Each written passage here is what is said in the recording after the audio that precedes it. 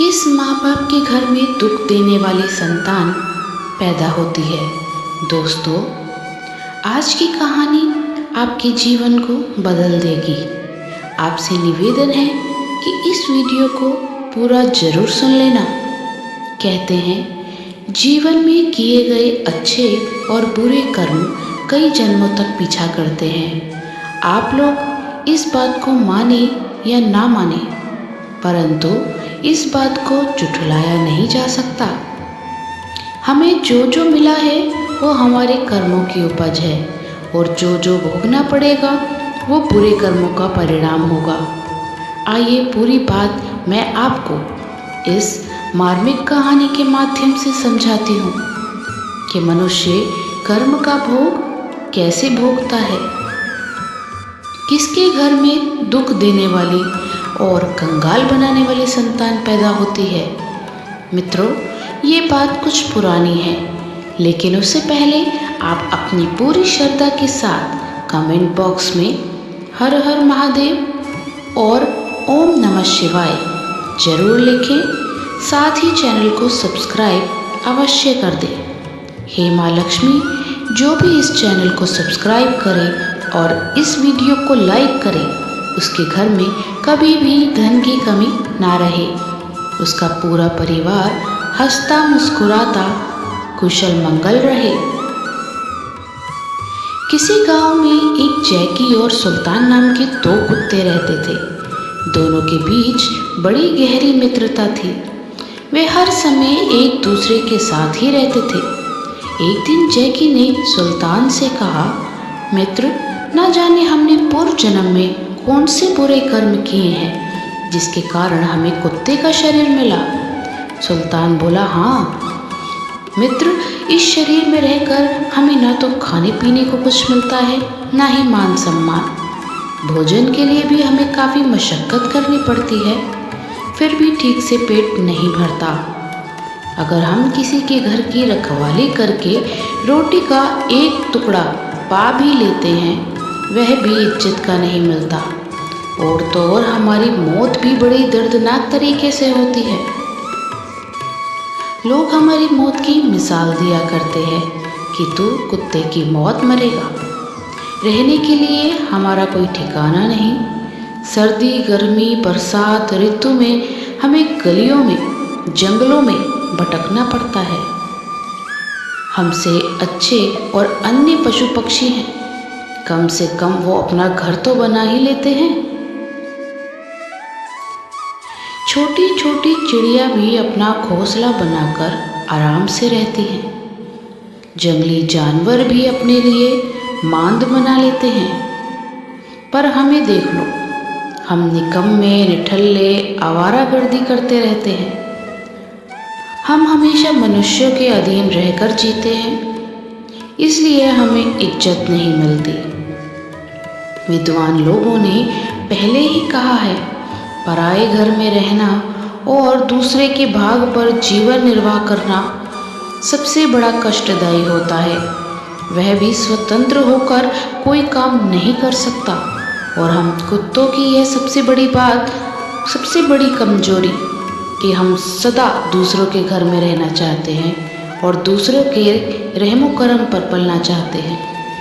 नतीजा यह होता है कि हमें जीने को भोजन तो मिल ही जाता है, चाहे वो बेइज्जती से मिले या सम्मान से मिले।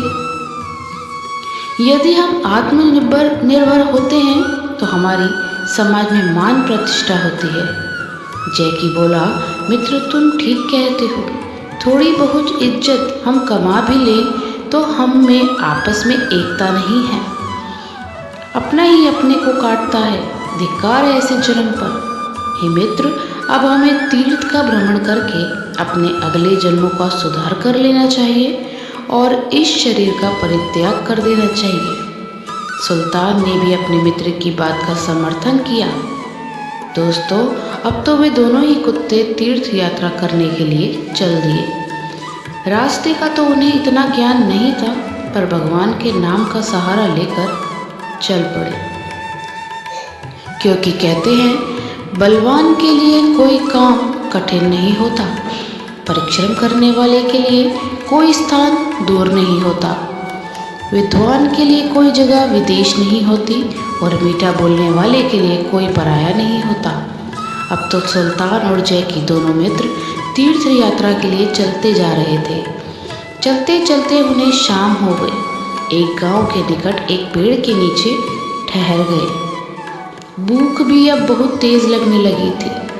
तब उन्होंने देखा कि पास में ही एक गन्ने का खेत था जिसमें बहुत सारे चूहे उछल कूद कर रहे थे। मोटे मोटे चूहों को देखकर सुल्तान के मुंह में पानी आ गया। कहने लगा, मित्र, भूख से हाल बेहाल है और सामने वाले खेत में हमें हमारा भोजन दिखाई दे रहा है। तुम कहो तो चले 2-4 चूहों का नाश्ता ही किया जाए। जैकी नाम का कुत्ता बोला, अरे मित्र, कैसी बात करते हो, थोड़ा शुभ शुभ बोलो। हम दोनों शिकार के लिए नहीं आए हैं, तीर्थ यात्रा पर निकले हैं और जब तक हमारे तीर्थों का भ्रमण करेंगे किसी जीव को मारना तो दूर, उसे मारने की बात भी नहीं सोच सकते।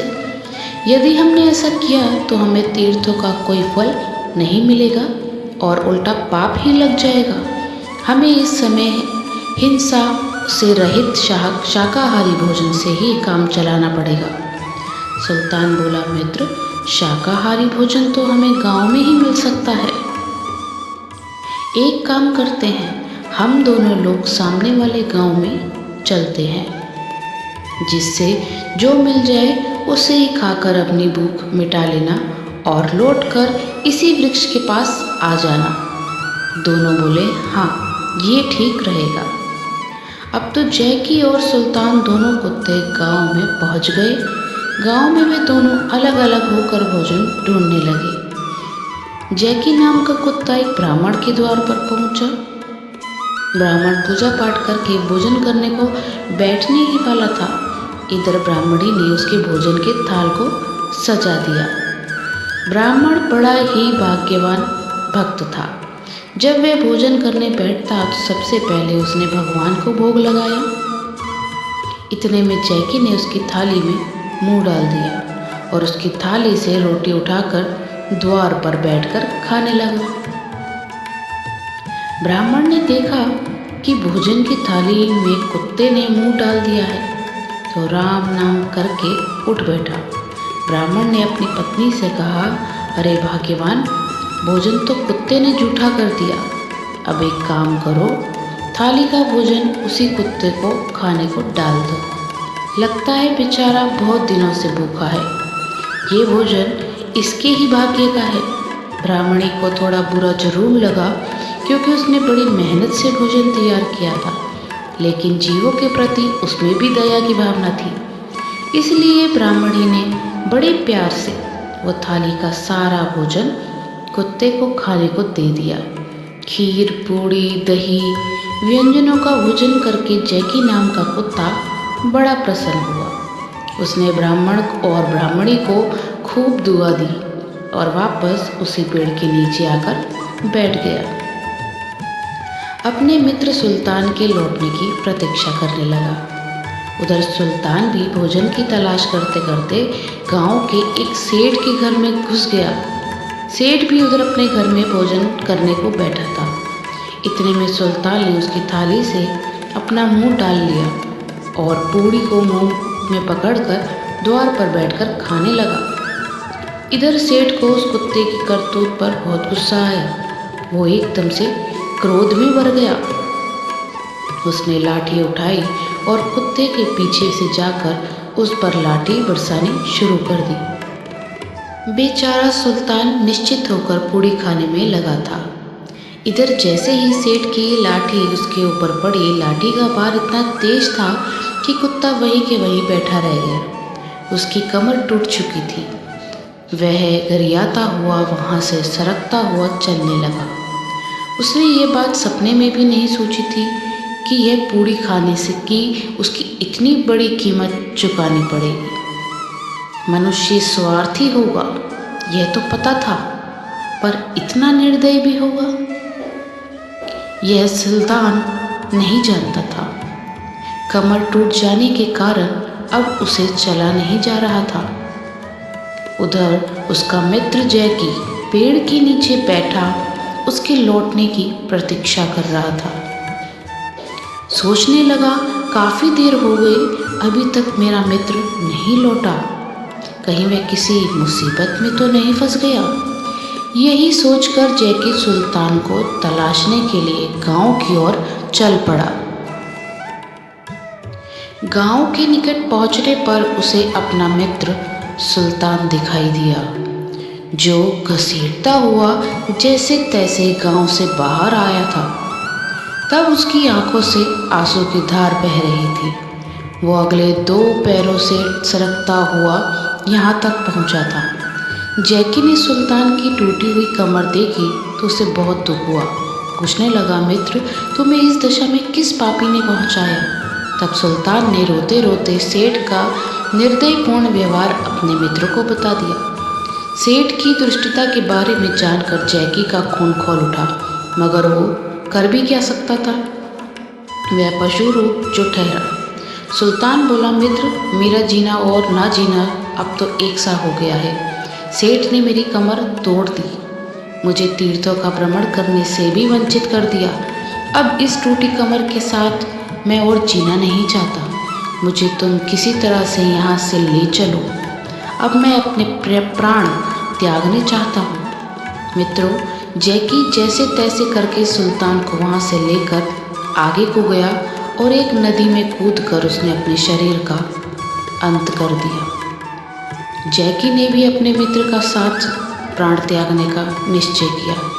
इस प्रकार वे दोनों कुत्ते नदी में कूदकर अपना शरीर त्याग देते हैं। तीर्थ का भाव लेकर वे दोनों निकले थे, इसलिए भगवान ने उनके आगे पीछे के सारे पापों को नष्ट कर दिया और उन्हें मनुष्य शरीर में भेजने का निश्चय किया।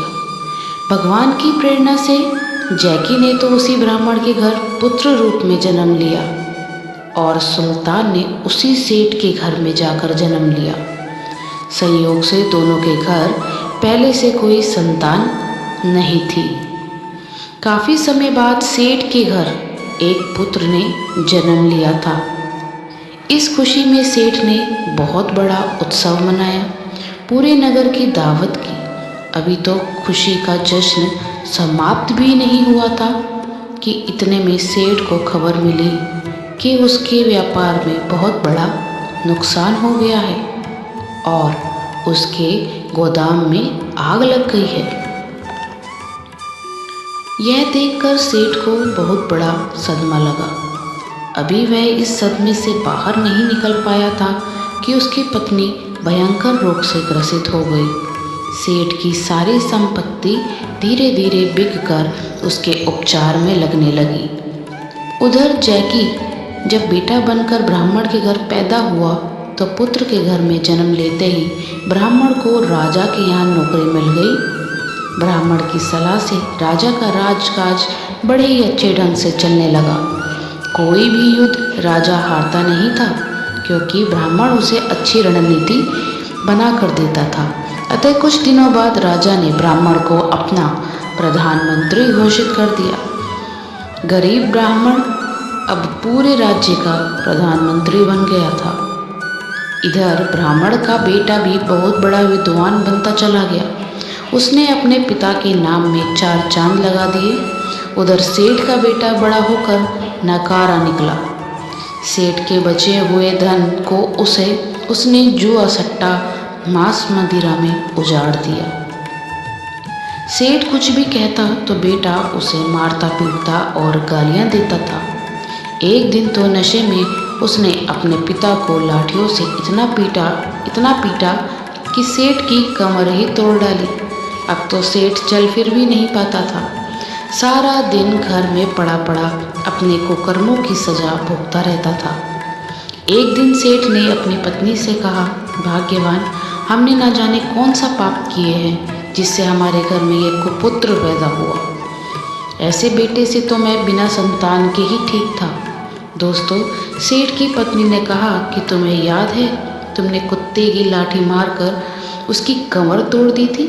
शायद उसी पाप का तुम्हें और मुझे दंड मिला। कहते हैं कर्म लौट कर जरूर आता है। हमारे अच्छे बुरे कर्मों का ही परिणाम होता है। हमें अच्छी बुरी संतान मिलती है। हमारे पाप पुण्य ही हमारे घर में बेटा बेटी बनकर जन्म लेते हैं। अगर संतान सुख देने वाली हो तो समझ लेना आपके अच्छे कर्म फलित हो रहे हैं, और संतान दुख देने वाली हो, निकम्मी हो, निठल्ली हो, तो समझ लेना कि आपके बुरे कर्मों का हिसाब बराबर हो रहा है। दोस्तों, इस प्रकार से सेठ अपने कर्मों को याद करके रोजाना पड़ा पड़ा तड़पता रहता था। जैसी करनी वैसी भरनी। दोस्तों, मैं उम्मीद करती हूँ ये कहानी आपको ज़रूर पसंद आएगी। तो चलिए अपनी कीमती राय भी कमेंट बॉक्स में ज़रूर देना। अब मिलते हैं आपसे अगले वीडियो में एक और ऐसी ही ज्ञानवर्धक चर्चा के साथ। आप सभी का बहुत बहुत धन्यवाद। जय श्री कृष्ण।